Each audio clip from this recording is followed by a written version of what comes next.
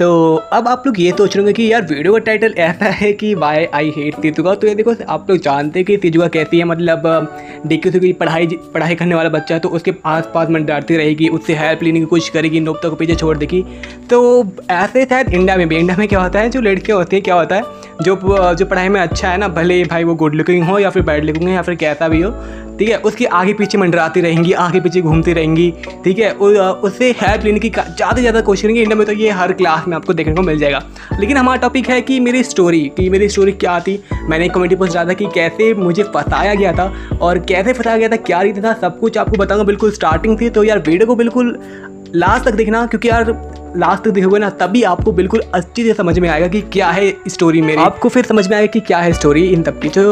तो चलो स्टार्ट करते हैं। तो यार देखो, बिल्कुल स्टार्टिंग से मैं आपको बताता हूँ। तो यार दिल्ली में अभी मैं रहता हूँ दिल्ली में। तो क्या था कि 9th क्लास में तो 8 तक हमने प्राइवेट में पढ़ा था, ठीक है। तो जो हमारा स्कूल था वो 8 तक था। और ज़्यादातर मतलब दिल्ली में और सिटीज़ में जो स्कूल होते हैं वो 8 तक होते हैं प्राइवेट। फिर 8 के बाद जो होते हैं 11, 9, 10, 11, 12, तो उसके लिए या फिर गवर्नमेंट होता है या फिर प्राइवेट। तो यार प्राइवेट में यार इतने औकात हैं कि भाई तुम प्राइवेट स्कूल में जाओ। तो गवर्नमेंट स्कूल दिल्ली में खुले थे, 5 स्पेशल स्कूल खुले थे गवर्नमेंट, जिसको आप लोग स्कूल ऑफ एक्सलेंस बोल सकते हो।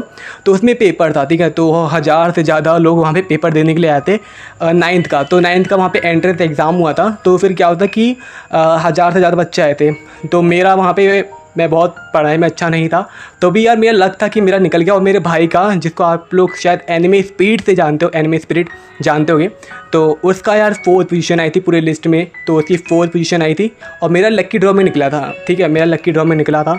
और फिर मेरा एडमिशन उस स्कूल में हो गया, ठीक है। तो मेरे लिए चैलेंज ये था कि जब मैंने फर्स्ट डे एंट्री करी स्कूल में, ठीक है, 9th क्लास, तो वहाँ पे सब लोग इंग्लिश बोल रहे थे। तो यार मेरे लिए सबसे बड़ी चीज़ ये थी कि इंग्लिश, भाई टीचर इंग्लिश में बात कर रहे हैं, स्टूडेंट इंग्लिश में बात करें, तो कह सकते कि मैं वहाँ पे ना, मुझे अब पढ़ाई कम, वहाँ पे मुझे सर्वाइव ज़्यादा करना था। तो शायद कुछ बंदे होंगे जो रिलेट कर पा रहे होंगे कि भाई सर्वाइव करना था, कि भाई इंग्लिश, सब कुछ इंग्लिश, बंदे इंग्लिश बोल रहे हैं, टीचर इंग्लिश बोल रहे हैं।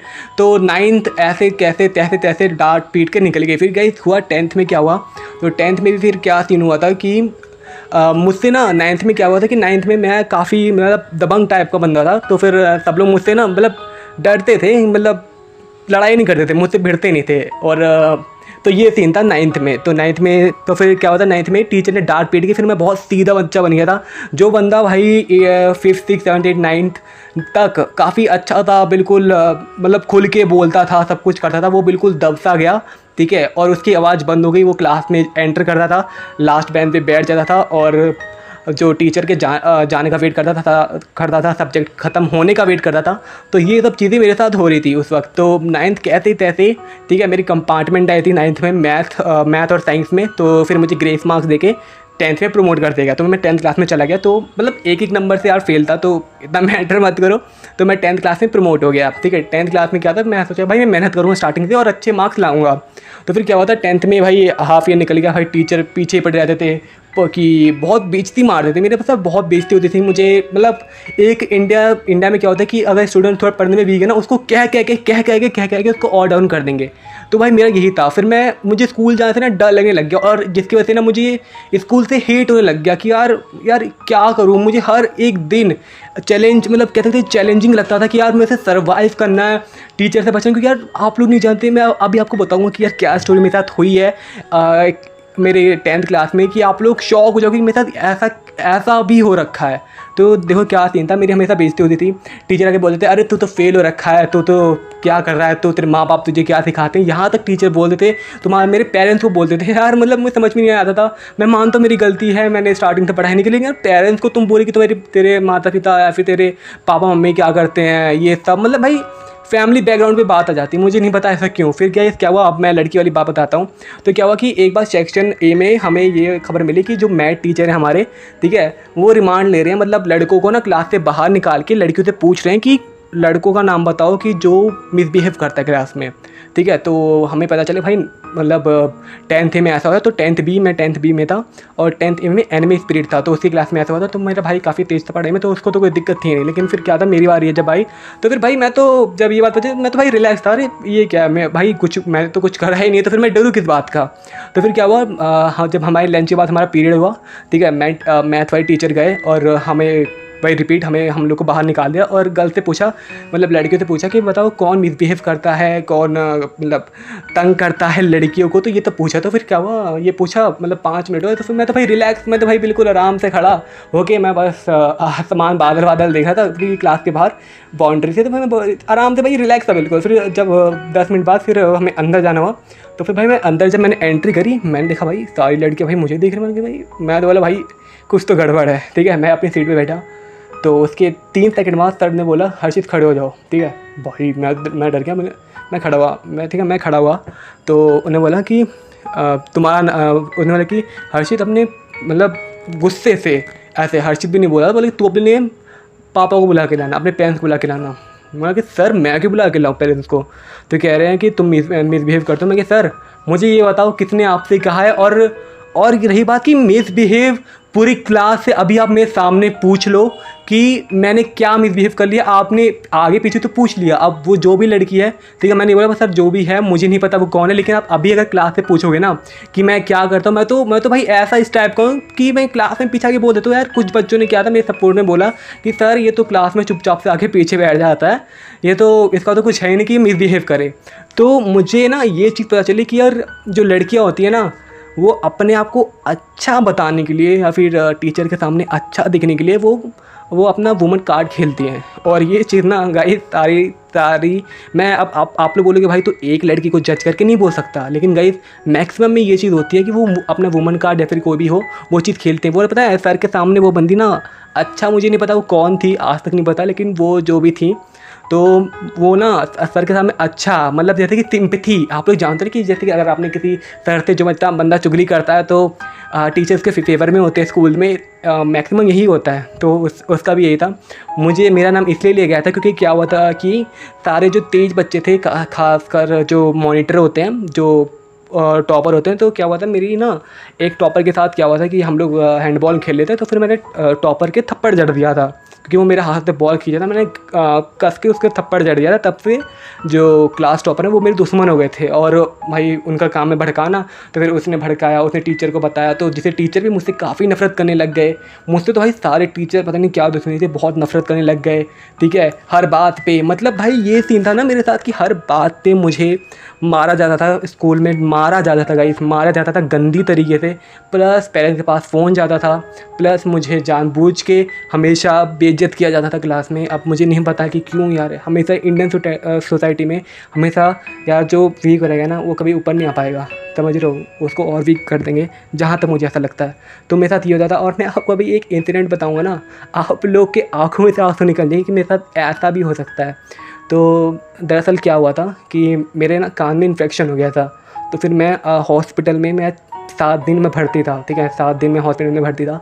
मेरे कान में इन्फेक्शन अंदर तक हो गया था। मैं दिल्ली के एशियन हॉस्पिटल, अगर आप जो लोग दिल्ली में रहते हैं उनको पता होगा, मैं दिल्ली के एशियन हॉस्पिटल में मैं यार दिल्ली के एशियन हॉस्पिटल में मैं एडमिट था 7 दिनों के लिए, ठीक है। तो मैं जब 7 दिन बाद स्कूल गया तो मेरा कान इतना भी ठीक नहीं हुआ था। मैं 7 दिन बाद स्कूल गया, पहला दिन स्कूल का, तो टीचर तो भाई गुस्से में थे, कहते कि तू छुट्टी क्यों मारी, तूने जानबूझ के मारी। मेरी बहन को बुला गया ऊपर से, मेरी सिस्टर को, वो भी उसी स्कूल में थी, वो भी पढ़ने में अच्छे थे, तो उन दोनों का तो ईज़िली हुआ था। मेरा तो यार लकीली हो गया था स्कूल में।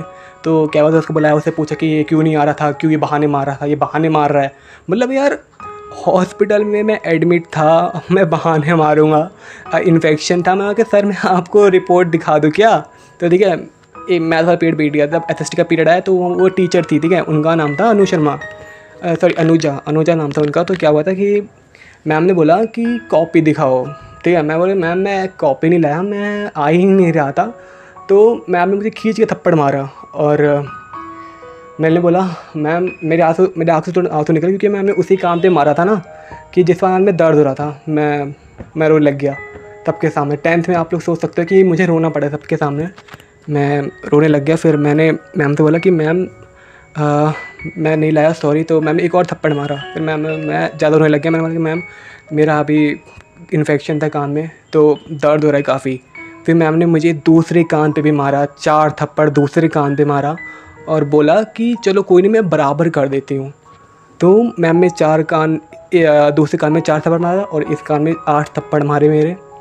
मैं वहीं पे भाई मेरा तो पूरा मुँह ही लाल हो गया भाई। मतलब इतना गाइस आप लोग सोच सकते हो कि इतना अब्यूज़ करा गया है मुझे, क्योंकि मैं पढ़ाई में अच्छा नहीं था। तो मतलब यार आप लोग समझ सकते हो यार क्या क्या तो हुआ था।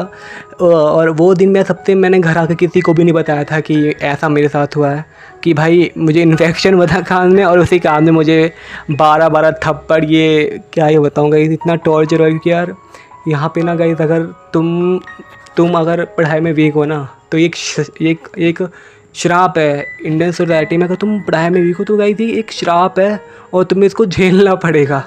तो ये चीज़ होती है यहाँ पे ना। तुम अगर सोचो भी भाई हाँ मुझे मेहनत करनी है, तुम्हें और डाउन कर देंगे, ठीक है, तुम्हें और ही डाउन कर देंगे। अब मैं एक और केस बताता हूँ, मैं वीडियो ज़्यादा लंबा हो गया यार, सॉरी।